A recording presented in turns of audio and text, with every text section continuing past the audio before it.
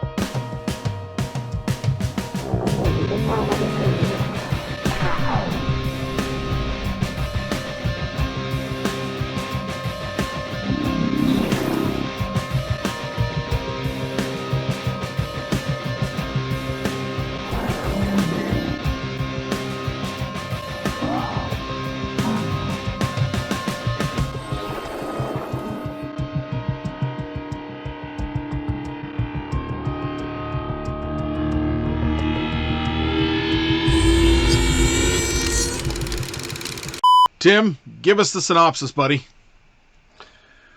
4 teenagers visit a local carnival for the night of innocent amusement. Soon, they discover, however, that there's nothing innocent or amusing at all. What? That really speak volumes about what sets off the fucking monster in this movie. It is not an innocent situation. Oh man, yeah, we were joking about that. I like that synopsis. It's a good synopsis. I wish all my synopses could like. It's like the tagline you read on the back of the VHS tape. Yeah, You're like, what's this movie about? There's nothing innocent about it at all. Well, okay. And you come to find that out pretty quickly, apparently. So, well, not pretty quickly. It happens like halfway through the movie. So, I don't know. These poor carnies, leave them alone. all he wants You weren't in is their carnival disrupting their stuff, stealing their money. all he wants is a little handy. Yeah, the poor creature just wants his business dealt with. Wants his business dealt with. All right. So let's talk about that for a minute. Oh my god. So I do like this movie. So don't get me wrong. You said love. Don't correct yourself. No, I like this movie. I love the premise of this movie a lot, and I love the visuals in this movie. So if there's one thing that I've ever wanted to experience in life, would be like when it comes to like attractions and horror and stuff like that. I've never been on one of these haunted rides like what's in this movie, Yeah. like the Funhouse. They don't really exist, I don't think. No, I've never seen Like the death tunnel in Captain Spaulding's little chicken shop. the like murder that kind of ride. thing.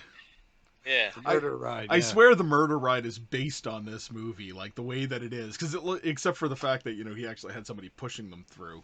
This was.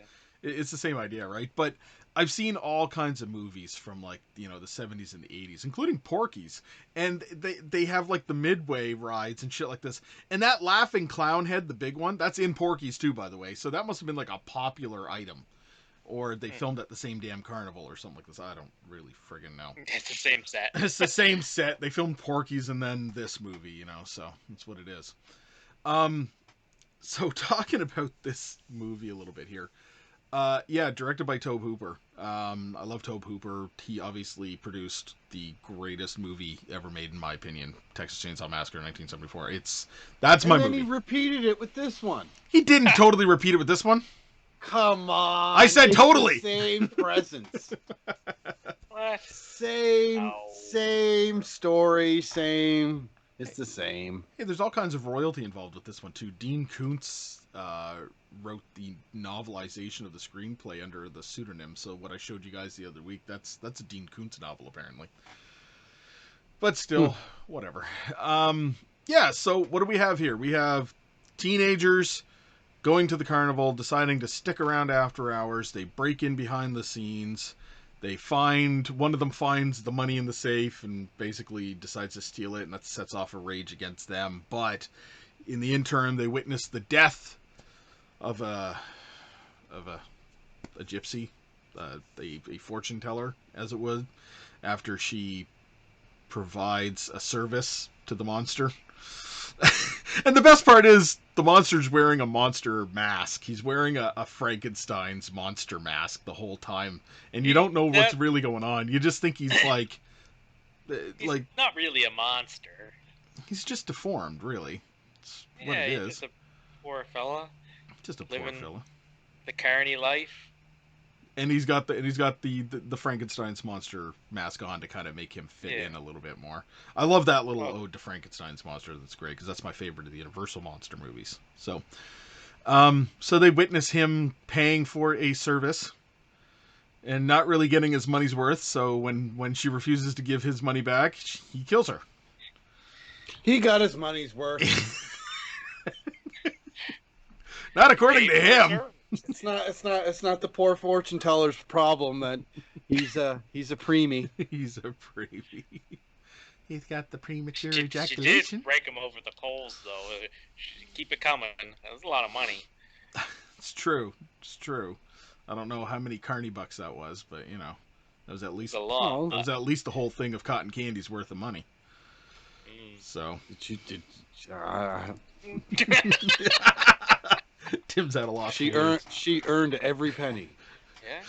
It's like one of those things too. Like I can almost imagine behind the scenes where he's like going to take off, and she's like, "No, just leave the mask on. It's better this way." You know what I mean? Just go with it. Just go with it.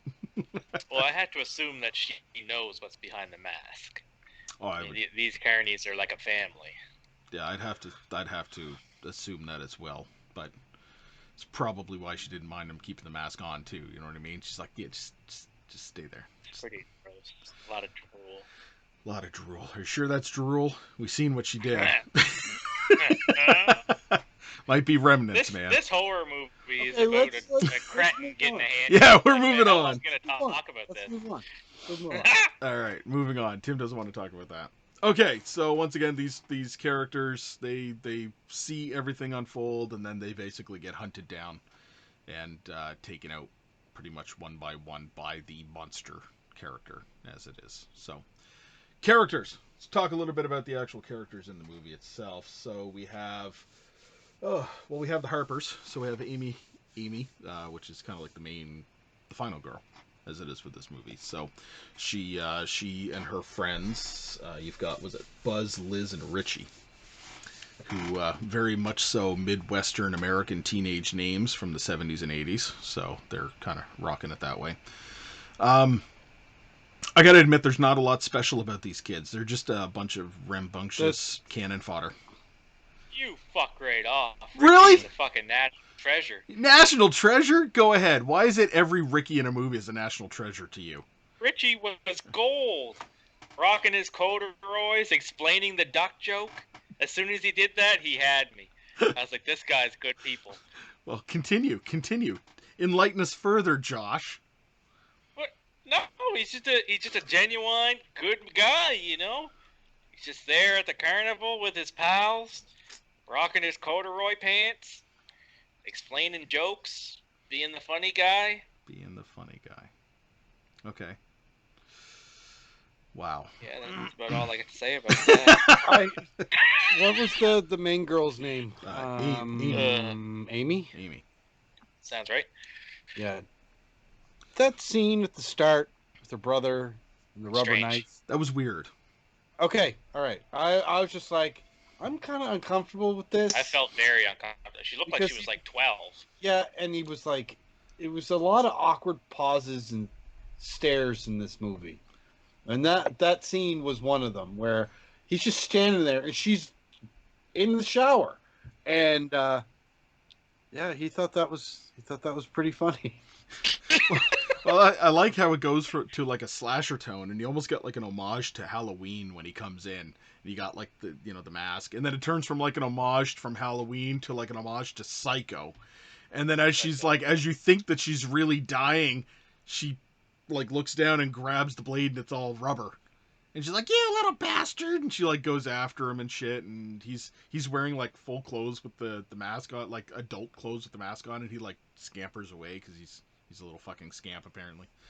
And yeah, Scampers away because he's a little scamp. that's He's a right. little You little scamp, that bastard. Joey. And then she goes into his room and lifts up the covers, and it's like a fucking dummy. It's like Yeah. it gets weirder, man. It gets weirder. And then you've got this whole side story thing that goes on with the little brother throughout the movie, where he's like there the whole fucking time, but not there, if you know what I mean. Well, because she was supposed to take him to the carnival, That's but right. he was such a little dick. Little scamp. Little scamp. So the bedroom, was that her bedroom or his bedroom? It was that was full of like the absolutely horror his. stuff. It was his Absolutely bedroom. his. Yeah, Okay. his bedroom. Yeah. So he ends up going to the carnival without her while she's there with her friends. And he's having like a side adventure of his own at this frickin' carnival. Okay. Moving on.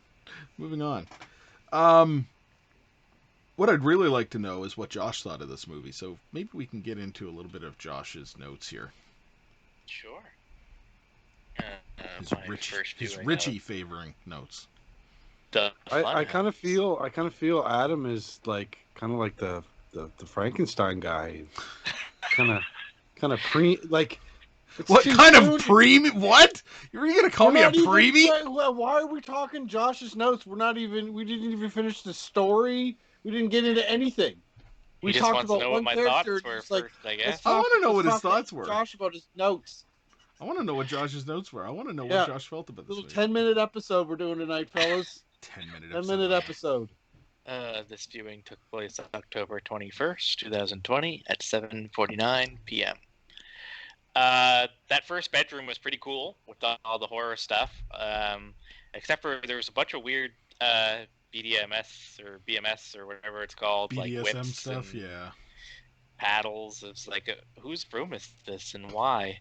So this little kid that's out there, the main actress looks super young, and I was pretty uncomfortable. Joey is a perv. Richie is good people. He explained the duck joke.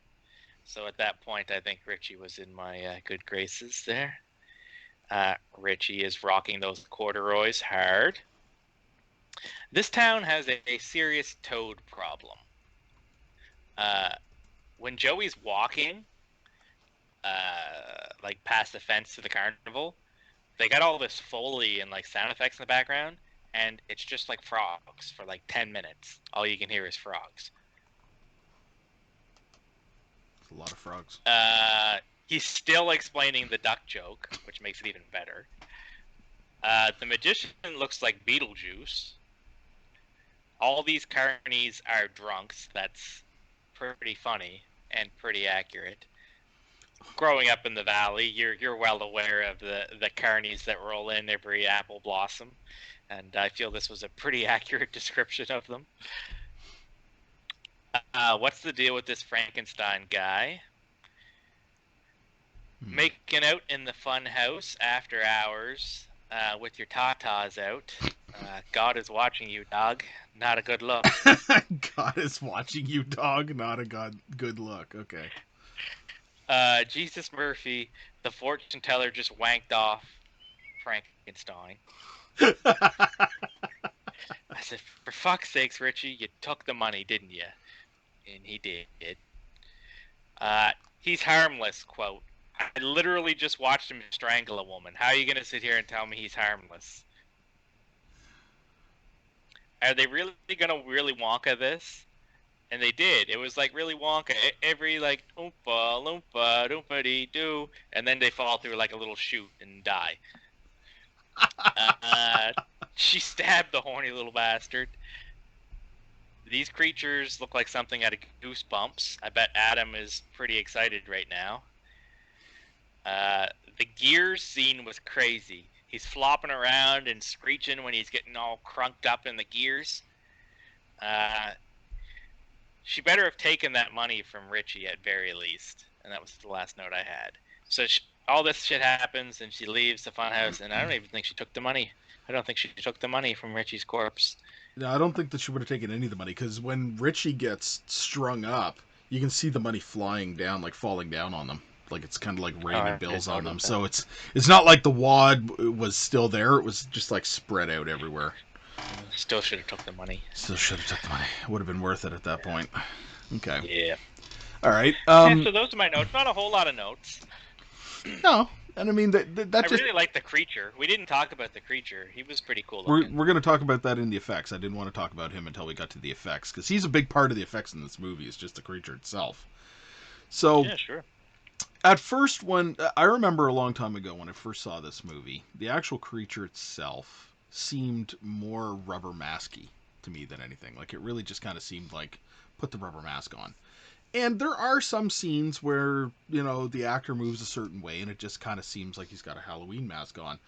But when you get up close to it, I really like the look of the creature. It does. I keep saying creature, and that's what they make him out to be. But in actuality, kind of something that you kind of brought up earlier there, guys, was like, this is it's human being with deformity, basically, is what it is. So he's a creature made. You know what I mean? He's made to be the creature. This could very well be a type of deformity. I didn't look into it. I mean, having something like that, like a split up the face like that, and you never know what kind of a situation, brings that on. There might be something a little bit more in the actual novelization or otherwise.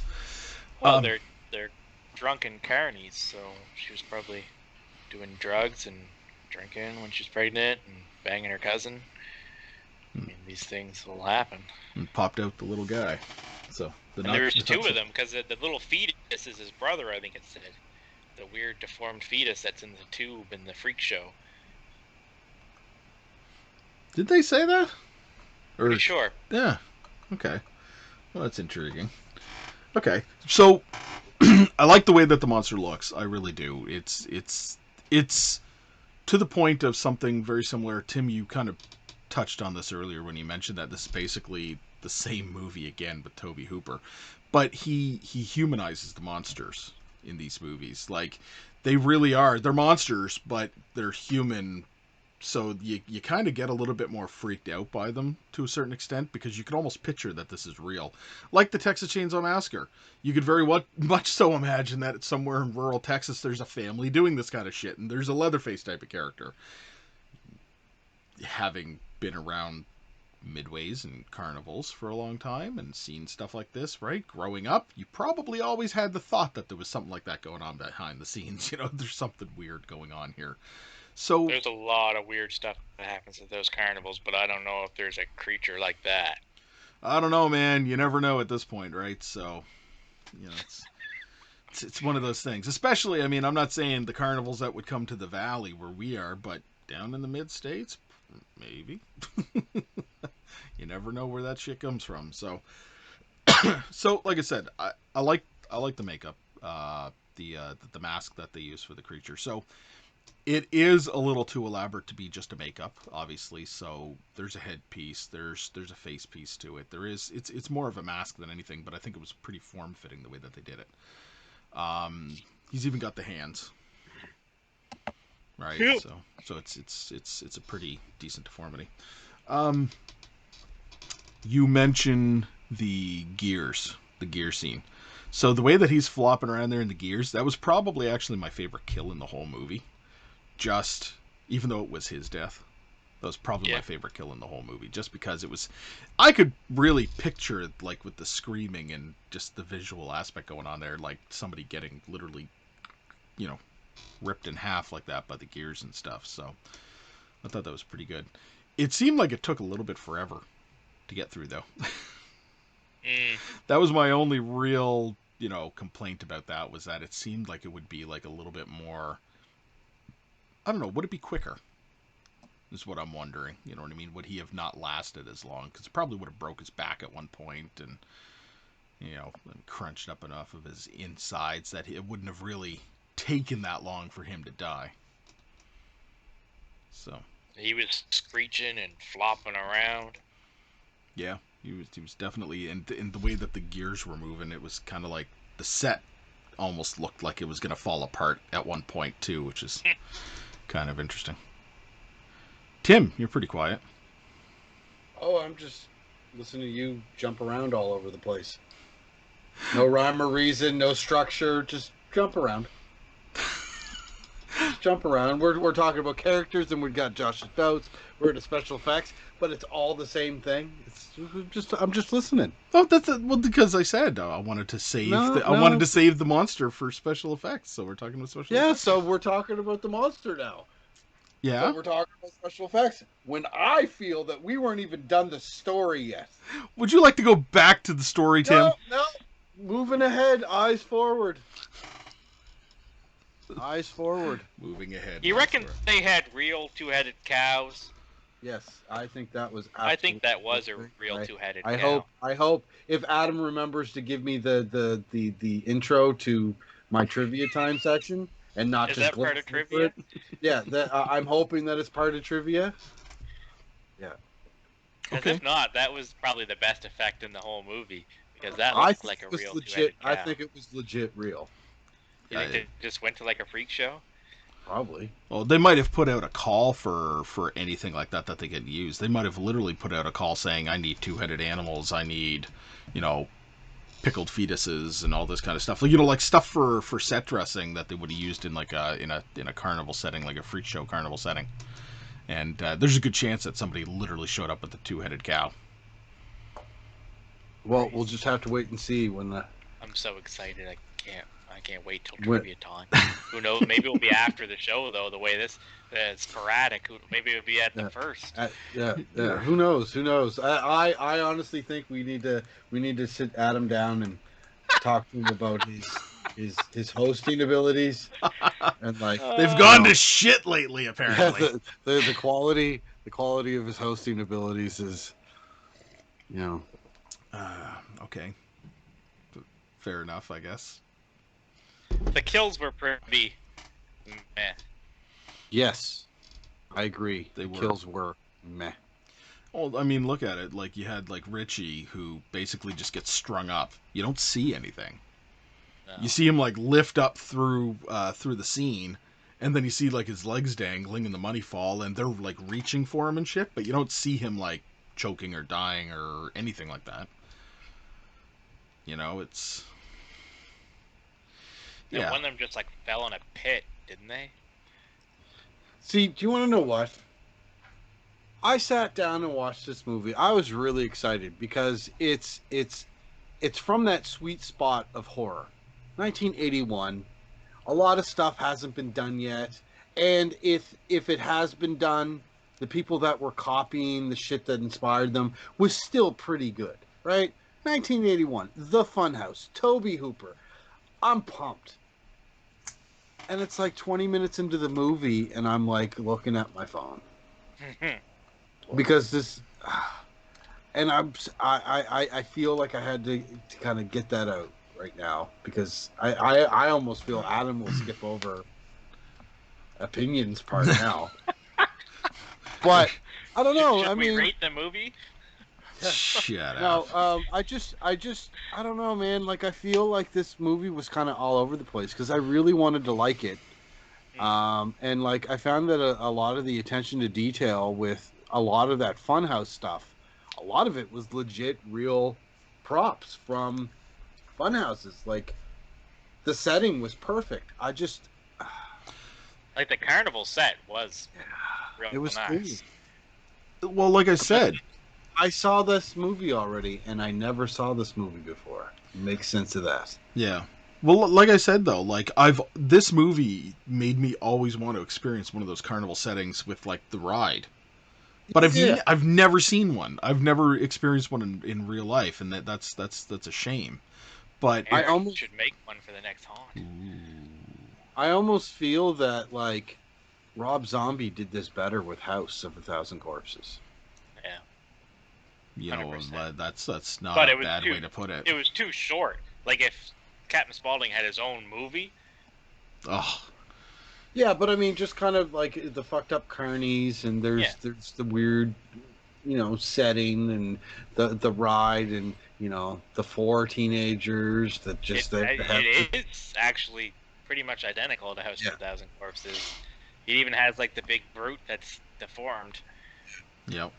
So I just I was like, oh, because Tobe Hooper's done pretty good movies. You know what I'm saying? Tobe Hooper's done great. The one big thing about this movie that disappointed me the most about the effects work, and I have to say it. You guys know who did the effects in this movie? No. Rick Baker. Yeah.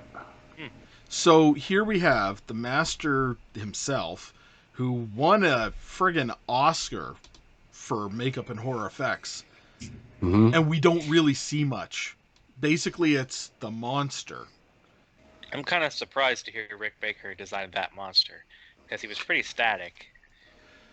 Yeah. Yeah, but I almost feel like because I'm literally looking at a picture of Rick Baker making the mask right now.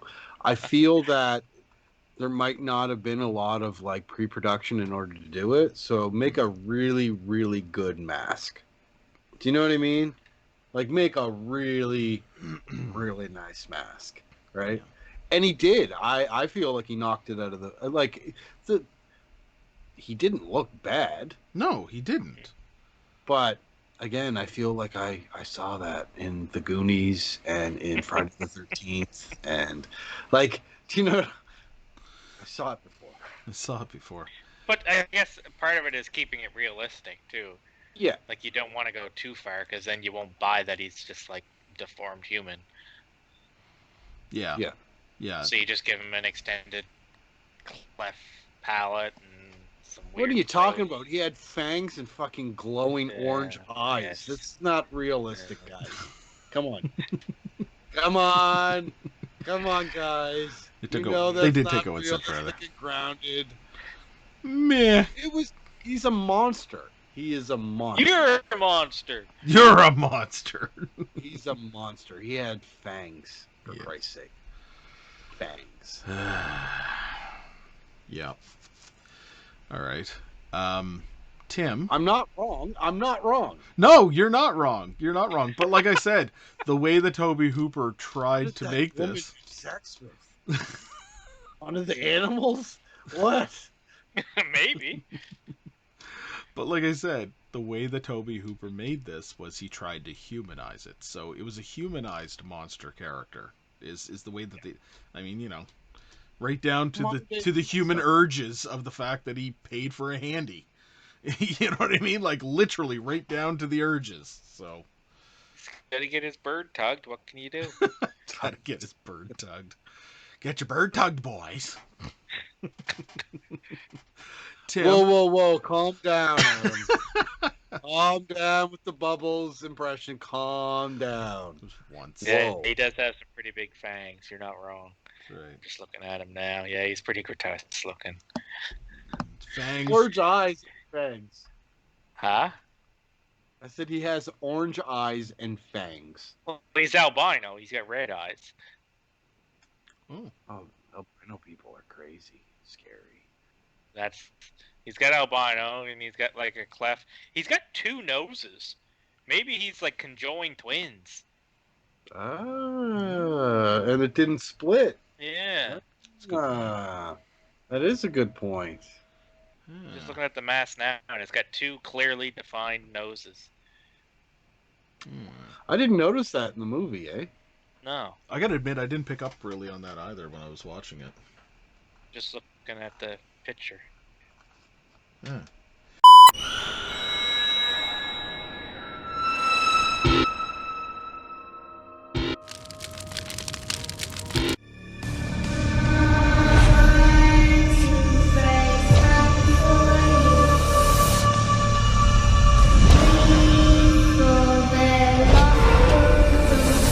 Robert Englund here, a.k.a. Freddy Krueger. I'm watching and listening. They cast from the coast. You better or else. I wonder if we'll find I'd say out. that's what he is. I wonder if we'll find out any more about that when Tim gives us the trivia time. Who's it with? Trivia time with Tim. All right. Okay. Okay, so the first piece of trivia, because we're talking about The Mask and the icon Rick Baker, the original plan was to have the makeup effects artist Rick Baker play the monster before director Tobe Hooper caught a performance by a mime named Wayne Doba, who subsequently landed the role. Crazy. Tobe Hooper reused some of the film's props when he directed the greatest music video ever, Billy Idol, Dancing with Myself. It's not funny. Yeah, dude. It's hilarious. Steven Spielberg asked Tobe Hooper to direct E.T. in 1982, but turned it down because he was way too busy with this movie. However, Hooper and Spielberg would work together eventually on Poltergeist. Wow. He turned down E.T., the iconic behemoth fucked up, that bud. was in 1982, because he was too busy with the Funhouse. Yeah, he fucked up. Yeah, he fucked up. I don't know, man. If you look at the premise of E.T. on paper, the Funhouse almost seems like the movie you want to make. Especially if you're into horror. Hate to say it. Guess. The girls in the tent were local strippers from Miami, Florida. Nice. Which leads into my next piece of trivia. This movie was shot in Miami, Florida. Gasp. Due to the more relaxed child labor laws available on the East Coast, most of the cast were young actors. Okay. Yeah. Isn't California the West Coast? Miami, Florida is what I said. Florida. Is it California? During production, director Tobe Hooper acquired a number of antique clockwork and mechanical old toys that were used as props in this movie. They were pretty cool. They were. Tobe Hooper was bitten by a brown recluse spider during filming. Damn. Yeah. Those are pretty poisonous, I believe. Yeah. The animatronic fat lady is laughing at the end of the film is a reference to the phrase, "It ain't over till the fat lady sings." Oh, nice. Anything about the two-headed cow, Tim? Hold on. I'm going to leave that for the last little bit. Now Josh is jumping around. He's getting all Adam-like. Tobe Hooper made this film between his other horror, Salem's Lot, and Poltergeist. Mm-hmm. A two-headed cow was not used. No, I'm kidding. A two-headed cow, and also one with a cleft palate, are seen in this movie, so they were real. Sweet. I was pretty excited to find that they were fake because I was going to give mad props to special effects department, but that's pretty cool. The film received a cover photo and main story in Fangoria number 11. The movie Last House on Dead End Street, 1973, made a few years earlier, had Funhouse as an alternate title. Not the Funhouse, though. No. Actress Elizabeth Berridge? Yeah, Berridge. Received an introducing credit at the beginning of the movie, even though she previously appeared in Natural Enemies in 1979. As we stated earlier, Rick Baker is the special effects makeup guy for this film. Let's do one more. Let's do one more.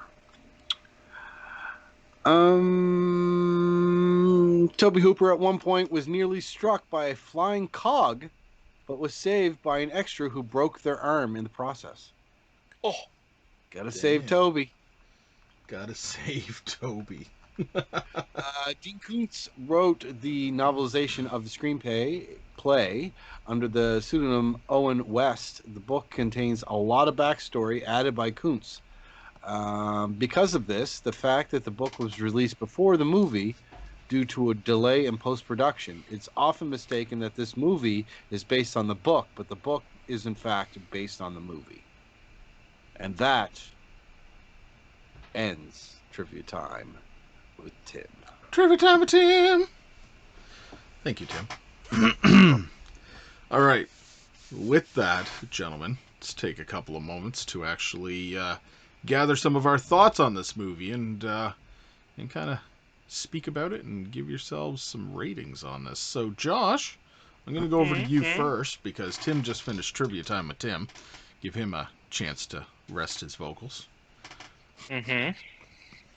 Yes. I enjoyed this film. A lot out of me. I do like the carnival scene. The set was very, very well done. A lot of those little extra attention to details, like the two-headed cow and the freak show, and you had the barker out front. Like that stuff's always intrigued me. I think it was Little Rascals when I first kind of got that joke with the barker out front, and he was saying, "We got a 3-foot tall man eating chicken," and you go in, and it's just like a short dude eating a bucket of chicken. Like that stuff cracks me up.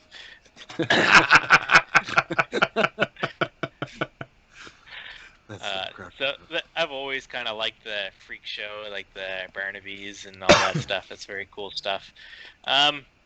The creature feature is probably one of my favorite genres of horror. So I love that this film was that. The creature left a little bit more to be desired. I wish he interacted more and was less of just kind of like a gorilla grunting around. But he was cool.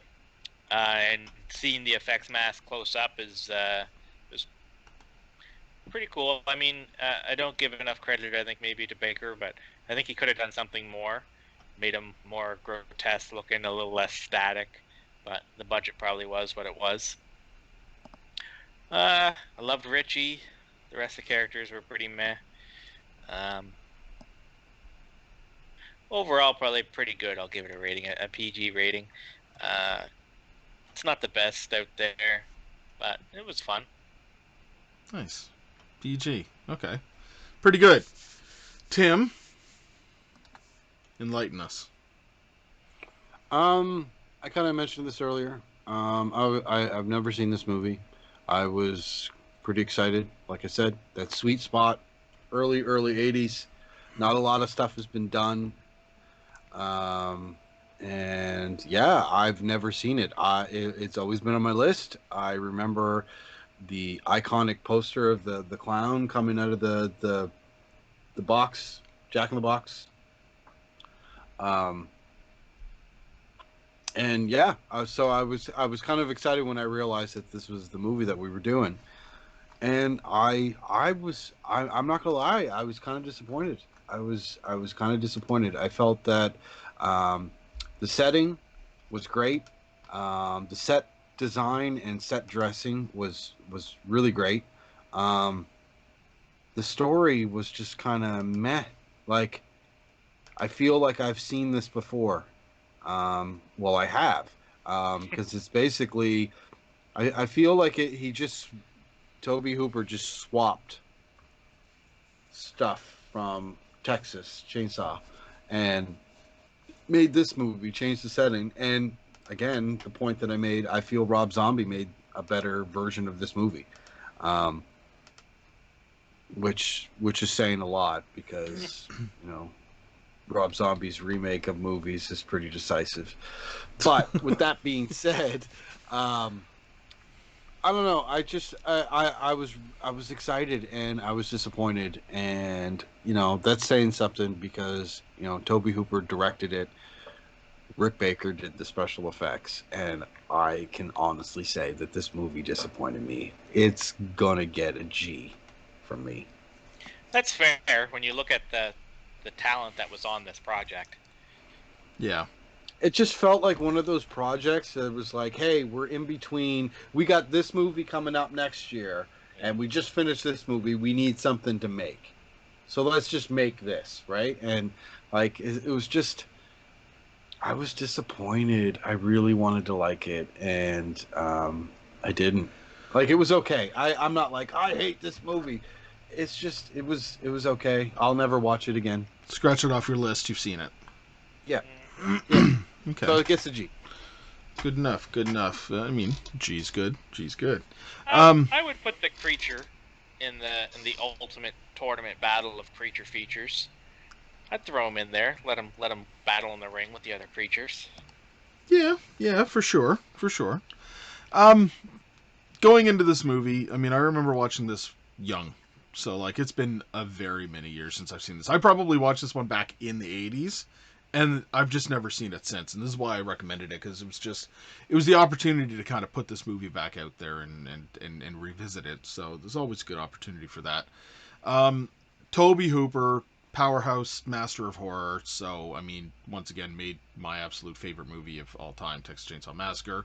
I agree. It does kind of seem a lot like the settings are similar. You know, take Texas and put it as a funhouse instead. You know, a carnival, and you've got kind of a family setting where this creature now is, or this man-like creature is now chasing people down to kill them, and it's exactly for teenagers that need to go and all this kind of stuff. So, this movie has some good things to it. Overall, yes, I do like the creature. Right? It's very good. I feel it's almost like when you look at the design work of this, it's almost like Victor Crowley is kind of like somewhat. I know Victor Crowley's supposed to be a hatchet to the face that caused the problem, but just the design work with the split head, kind of like it almost seems like homage to this, right? Because it is a cool design. It is a cool design. Oh, yeah. Right? Yeah, it is. And Josh was right. I would put this, like, if you were making a movie, like a Monster Brawl type movie with, like classic horror characters, I say this would be cool. This is the kind of movie, and I got to look in to see, I don't think that they ever did, but I think that this is one of those movies that it sits on the cusp of being something that could have been really great. This is one of those movies that I often think should be remade. Take the same character design, make a better version of the creature, change some things, get some actual visual deaths going instead of just off-camera shit. Like, actually put some impact behind it and see what we can get to it. Because just because Tobe Hooper made it doesn't mean it can't be better. I'm just going to give you an example. Hills Have Eyes. Wes Craven made the original. Alexander Aja's remake was balls to the walls better. I'm sorry to say it. Like, this is one of those movies that sits at the level of Hills Have Eyes for me. Very good in a lot of ways, and it kind of set the tone for certain types of movies, and it was made in that sweet spot, like you said. But damn, there could be something much better done with this, because the premise is cool, the monster's cool, the setting's cool, execution down a little bit. I just feel like they kind of ran out of steam, and they couldn't get it over the finish line how they wanted. Like, it just meh. Well, my biggest gripe in the movie, to be honest, is that it spends over half the movie getting to the point where the teenagers are actually stalked down and killed. It's got to build up. I know it's got to build story, and it's got to build up some things. That's the better part of the movie, in my opinion. That's the problem. That first part of visiting the carnival, that's the entertaining part of the movie. Oh, 100%. Fall down and shoot and get hung up on a string, that was boring. Yeah, exactly. Which once again just comes down to the fact that you're looking for a horror movie, but the best part of the movie is like the comedic aspect and the teenagers interacting. So you gotta look at it and say, how could this have been better, right? So there's a lot of things that they could have done with this. Overall, I do like this movie. This is one of those movies that I don't know if I will ever purposely sit down and revisit this just on and off, shoot myself again. I've done myself justice by looking back at it, and maybe I did have some rose-colored glasses on thinking about this movie from a long time ago, but I think it's because, once again, the monster stands out, and it's Tobe Hooper, and you get Rick Baker on this, and you kind of want that to be succeeding. So when I look back at it, I think to myself, man, that must have been a really good movie, because I remember it fairly well. And then you watch it, and it's like, okay, it exists, so that's what it is. With that, though, just because of the powerhouse behind this movie and the fact that I truly believe that there's something there, it's just that the execution fell flat, I'm actually going to give this a PG. So I'm going to go pretty good with this movie. You know, it's not great. I'm not going to walk out and say I recommend everybody watch this movie, but I'm going to say, you know what? If you've never seen it, you should really check it off your list. You should say that you saw this movie. Take the time, the hour and 45 minutes or whatever, and sit down and watch it. Mm-hmm. If you're a creature feature guy, I'd definitely watch it. Definitely, if you're a creature feature guy, because I mean, this is at its heart a creature feature. That's all there is to it. So, gentlemen, it's a good, nice conversation that we've had on this today. I guess. He guesses. I Oh guess. my, oh my, oh my. I mean, there's nothing else really to say about this movie. So, I mean, I suggest everybody check it off their list. Once again, I'm not going to run out and, like I said, go, oh, this is a must-see for everybody. But it's got a cult following. People enjoy it. It's a monster creature feature. Go out and say that you at least saw it, people. So, that being said, thank you everybody for tuning in, checking out this episode with us. Don't forget to check out all of our episodes that we produce weekly. We're on YouTube, Misunderstood Art Company. Like, share, and subscribe. We are on Facebook, Misunderstood Art Company. Like, share, and subscribe.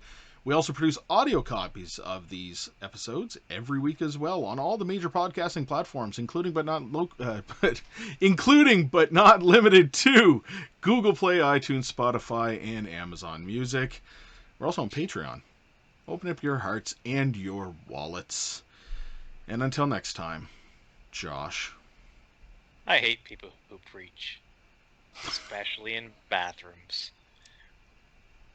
Good quote. Good one. Tim. Stay spooky. Stay safe. See you next time, everybody. Good night.